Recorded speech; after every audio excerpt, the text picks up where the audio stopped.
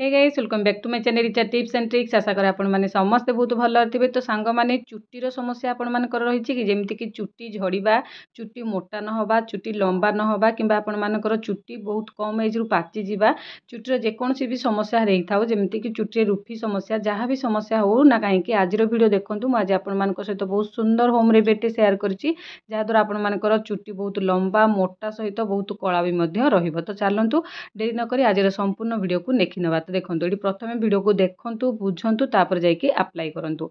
ये प्रथम आपण मैंने नेबे फिटकिरी।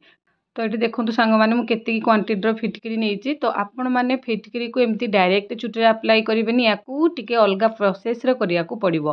तो से प्रथम आपण मैंने कौन करेंगे गोटे कुटण नहीं आसवा और फिटकिरी को गुंड करने। फिटकिरी आपण मैंने जब गुंड माने पाउडर फिटकिरी रखिंट भल कथा।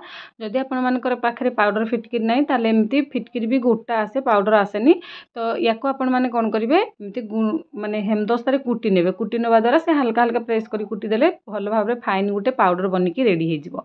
तो सांग मैंने भिडटी को मुझे रिक्वेस्ट कर भल भाव में देखु बुझंतु तापर रेमेडी को अप्लाई करूँ। जमा भी स्किप करके देखुनी जहाँफल कि छोट छोट टिप्स गुड़ाक मिस कर जहाँफल आपण मानू भिडियो माने अप्लाई कला बेलू प्रोब्लेम हम चुटी लगेला बेलू। तो देखो ये भल भाव में गुंड हो गला। तो एमती गोटे छोट पैन नहीं आसवे भारी छोटे जब पुराणा आपण मानकर अच्छी चलो नुआ पैन अपेक्षा तो किंतु छोट पैनटे नहीं आसवे भारी आ फिटकिरी गुंड को गोटे गिनार आपण मैंने बाहर करने। तापर आपण मैंने कौन करेंगे ये जो तावा को लेकिन आपण मैंने गरम करेंगे। तो गैस लगे कि आपण मैंने तावा को प्रथम कौन करेंगे गरम करने। प्रथम जितेबाला तावा गरम हो सार कि कढ़ई गरम हो सार से आपण मैंने ये फिटकिरी को देवे। जदि आपण पाखे छोट कढ़ई लुहार अच्छी ताले लुहा कढ़ई ही नियंतु सबुठ बेस्ट रहिबो। जो मानकर चुट्टी पाचिबार समस्या रही जाइए कम एज रु बयस न हवा आगु चुट्टी पाची जाउची तो सेमानकर जदि लुहा कढ़ई घरे अच्छी छोट लुहा कढ़ईटे नियंतु सबुठ ही बेस्ट रहिबो। कारण लुहारे आयरन परिमाण बहुत मात्रा रे थाए जोटा कि चुट्टी को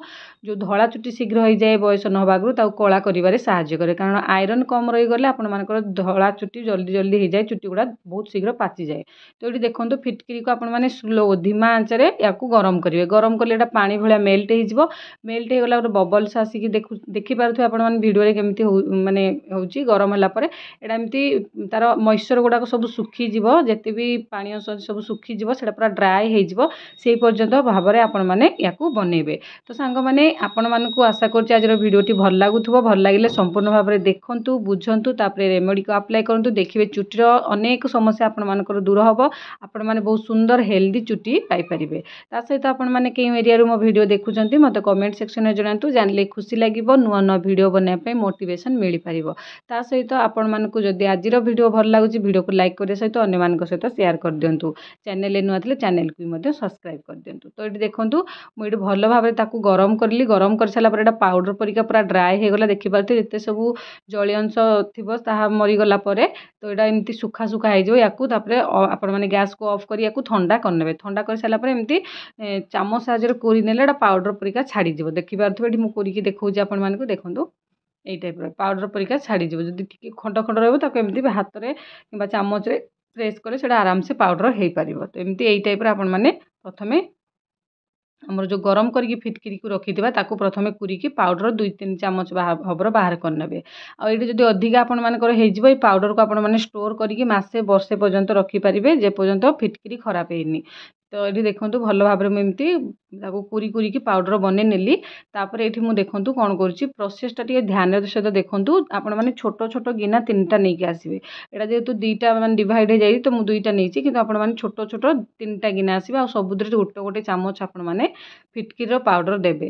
देखो ये टाइप आपण मैंने दे सारा कौन करेंगे ये देखूँ तापर ने नड़िया तेल हो कि सोरिष तेल जहाँ आपण मानकर चुटी लगाउछंती गोटे पट साइड्रे से आपण मैंने नड़िया तेल हो सोरिष तेल हो जो तेल आपण मैंने यूज कर गोटे चामच तेल आपण मैंने से आड करेंगे देकी भल भाव में मिसेदेवे। मिसेकी टे मेल्ट होगापी सहित मिसापी या छाड़ी ने। देखो यहाँ भल भाव में प्रथम मिसई ने जी आपण मानकर चुटी टी अधिका थी आपण मैंने आउ चामच हबर ए तेल आड करेंगे। तापर आपण मैंने ने पानी आउ जो अलग 2 चामच फिटकिरी अलग अलग रखीचे तो से गोटे हल्का पानी देदेवे आउ गोटे हल्का ପାଣି ଦେଇଦେବେ, ମାନେ 2-4 ଚାମଚ ହବର ପାଣି ଦେଇଦେବେ, ଆଉ ଗୋଟାକରେ 4-5 ଚାମଚ ହବର ପାଣି ଦେଇଦେବେ। ଦେଇ ସାରିଲା ପରେ ଆପଣମାନେ କ'ଣ କରିବେ, ଏ ଯେଉଁ ଗିନାରେ ଯେଉଁଟା ମୁଁ ରଖିଛି ସେଇଥିରେ ଆପଣମାନେ ସାମ୍ପୁ ନେବେ। ସାମ୍ପୁ ଯେକୌଣସି ସାମ୍ପୁ ଆପଣମାନେ ବ୍ୟବହାର କରୁଛନ୍ତି ସେଇ ସାମ୍ପୁ ହିଁ ଆପଣମାନେ ନିଅନ୍ତୁ। ତ ସବୁଠୁ ବେଷ୍ଟ ରହିବ ଭଲ ସାମ୍ପୁ ଆପଣମାନେ 1 ଚାମଚ ନେଇକି ତାକୁ ଭଲ ଭାବରେ ଫେଣ୍ଟି ନେବେ। ତ ଦେଖନ୍ତୁ ମୁଁ ଏଇଟା 3ଟା ପ୍ରୋସେସ୍‌ରେ ଆପଣମାନଙ୍କୁ କହିବି ଲଗାଇବା ପାଇଁ, ଷ୍ଟେପ୍ ବାଇ ଷ୍ଟେପ୍ ଆପଣମାନେ ନିହାତି ଫଲୋ କରିବେ। ଯାହାଫଳରେ ଆପଣମାନଙ୍କର ଚୁଟି ପୁରା ହେଲ୍ଦି ହେବ, ସାଇନି ହେବ, ଆଉ ଆପଣମାନଙ୍କର ଚୁଟି ଲମ୍ବା, ଘନ, କଳା, ତା ସହିତ ବହୁତ ସୁନ୍ଦର ବି ଆଟ୍ରାକ୍ଟିଭ୍ ଦେଖାଯିବ ଆପଣମାନଙ୍କର ଚୁଟି। ତ ଦେଖନ୍ତୁ ସାମ୍ପୁ ଦେଇକି ୟାକୁ ଭଲ ଭାବରେ ମିଶେଇକି ୟାକୁ ଗୋଟେ ମାନେ ବନେଇକି ରଖିନେବେ। ଦେଖନ୍ତୁ ଏଇଟା ରେଡ଼ି ହେଇଗଲା। ତାପରେ ଆପଣମାନେ ଯେଉଁ ଫିଟକିରି ଆଉ ପାଣି, କେବଳ ପାଣି ଆଉ ଫିଟକିରିକୁ ଏଥିରେ ଦିଆହେଇଛି, ତ ୟାକୁ ବି ଭଲ ଭାବରେ ଗୋଳେଇ ନେବେ ଯେମିତି ସବୁ ପାଣି ସହିତ ମିଶିଯିବ। ଏଇଠି ସବୁ ବନିକି ଆମର ରେଡ଼ି ହେଇଗଲା। କିନ୍ତୁ ୟାକୁ କେମିତି କେଉଁ ପ୍ରୋସେସ୍‌ରେ ଲଗେଇବେ ସେଇଟା ଜାଣିବା ନିହାତି ଆବଶ୍ୟକ। ବନେଇବା ତ ବହୁତ ଇଜି। ଫିଟକିରିକୁ ଗୋଟେ ପ୍ରୋସେସ୍‌ରେ ମେଲ୍ଟ କରିକି ଗୁଣ୍ଡ କରିନେବେ, ତାପରେ ଏମିତି ହିସାବରେ ଆପଣମାନେ ବନେଇ ନେବେ। ବନେଇ ସାରିଲା ପରେ ଚାଲନ୍ତୁ ଏବେ ମୁଁ ଆପଣମାନଙ୍କୁ କହିବି କିପରି ଭାବରେ ଆପଣମାନେ ୟାକୁ ଆପ୍ଲାଏ କରିବେ। ପ୍ରଥମେ ଯେଉଁ ପାଣି ଆଉ ଫିଟକିରିକୁ ମିଶେଇକି ରଖିଥିଲେ, ସେ ପାଣି ଆଉ ଫିଟକିରିକୁ ଆପଣମାନେ ଚୁଟିରେ ଲଗେଇ ନେବେ। ତ ଦେଖନ୍ତୁ ଏଇଟା ତ ସାମ୍ପୁ ମିଶିଛି, ମୁଁ ଯେଉଁଟା ଚାମଚରେ ଦେଖୁଛି, କିନ୍ତୁ ଆପଣମାନଙ୍କୁ ମୁଁ କହୁଛି ଦେଖନ୍ତୁ, ପାଣି ଆଉ ଫିଟକିରିକୁ ଯେଉଁ ମିଶେଇକି ରଖିଥିବେ, ଫିଟକିରି ଗୁଣ୍ଡ ଆଉ ପାଣିକୁ, ତାକୁ ପ୍ରଥମେ କ'ଣ କରିବେ, ଚୁଟିରେ ଲଗେଇ ନେବେ। ଚୁଟିରେ ଲଗେଇ ସାରିକି ଆପଣମାନେ ଅଧଘଣ୍ଟା ପର୍ଯ୍ୟନ୍ତ ଛାଡ଼ିଦେବେ। ଏମିତି ପାଣି ଆଉ ଫିଟକିରିକୁ ଚୁଟିରେ ଛାଡ଼ିଦେବେ ଲଗେଇକି ଅଧଘଣ୍ଟା ପରେ ଆପଣମାନେ ସାମ୍ପୁରେ ଫିଟକିରି ଆଉ ପାଣି ଦେଇକି ଯେଉଁ ପେଷ୍ଟଟା କରିଥିଲେ, ମାନେ ପାଣିଟା ଦେଖିପାରୁଥିବେ ସେଇଟା, ତାକୁ ଆପଣମାନେ ଦେଇକି ଆପଣମାନେ ଚୁଟିକୁ ଧୋଇବେ। ବୁଝିପାରୁଥିବେ ମୁଁ ଯାହା କହିଲି 3ଟା ପ୍ରୋସେସ୍‌ରେ ମୁଁ କରିଥିଲି। ଯେଉଁଟା ପାଣି ଆଉ ଫିଟକିରି ପ୍ରଥମେ ଲଗେଇବେ, ଲଗେଇକି ଅଧଘଣ୍ଟା କିମ୍ବା 15 ମିନିଟ୍ ଛାଡ଼ିଦେବେ ଚୁଟିକୁ। ଛାଡ଼ି ସାରିଲା ପରେ ଆପଣମାନେ ସାମ୍ପୁରେ ମିଶେଇକି ଯେଉଁ ଆମର ଫିଟକିରି ପାଉଡ଼ର ରଖିଥିଲେ ତାକୁ ଦେଇକି ଚୁଟିକୁ ପୁରା ଭଲ ଭାବରେ ସାମ୍ପୁ କରିନେବେ। ସାମ୍ପୁ କରିକି ଶୁଖି ସାରିଲା ପରେ ଆମର ଯେଉଁ ତେଲ ଆଉ ଫିଟକିରି ଗୁଣ୍ଡକୁ ରଖିଥିଲେ ତାକୁ ଆପଣମାନେ ଚୁଟିରେ ଆପ୍ଲାଏ କରିବେ। ଏଇପରି ଭାବରେ ଲଗାନ୍ତୁ, କିଛି ମାସ ଲଗାନ୍ତୁ, ଆପଣମାନଙ୍କର ଚୁଟିର ସବୁ ସମସ୍ୟା ଦୂର ହେଇଯିବ। ଆଶା କରୁଛି